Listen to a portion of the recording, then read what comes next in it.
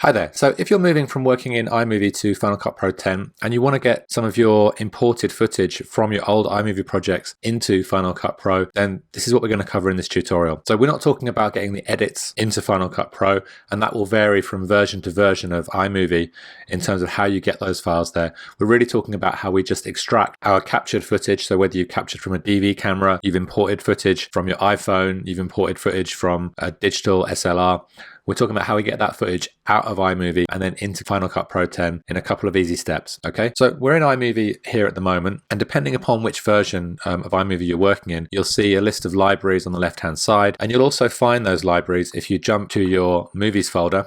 If you haven't changed the default location where those iMovie libraries are created, you'll see your iMovie libraries listed here. Okay, so I have a mixture of Final Cut Pro 10 libraries in here, as well as my iMovie library and a couple of other things as well. Okay, so what you're really looking for is your iMovie library, and you can see if you look down here in the preview, we can see that this is an iMovie library. Okay, so iMovie captures footage into this project folder and stores it in there, but we can get it out of there, and it's really a quick and easy step. So if we right click here or control and click, then we have this option to show package contents in Mac OS X. Okay, so we can click here and we can see in our folders within that project, within that library, we can see the movie files. Okay, so your version of iMovie may have a slightly different folder setup, but if you look through your folders, eventually you'll see somewhere in there the original media or the movie files. Okay, so I'm going to go into original media here, and you'll see I've got these two QuickTime movies.mov. Now, if you've captured from a camera, it might be a file name and then .dv, depending upon how you captured your footage. Okay, so to get these out of here, we can simply click on one, hold down shift and copy it. Okay, and I'm going to jump to my desktop. Okay, and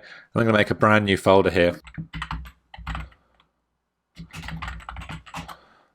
And in that folder, I'm going to drop my iMovie videos. So we can go to edit and paste, or Command and V. That will paste in those two videos. And now I can bring Final Cut Pro up. So I'm just using the Command and Tab key to move between my applications.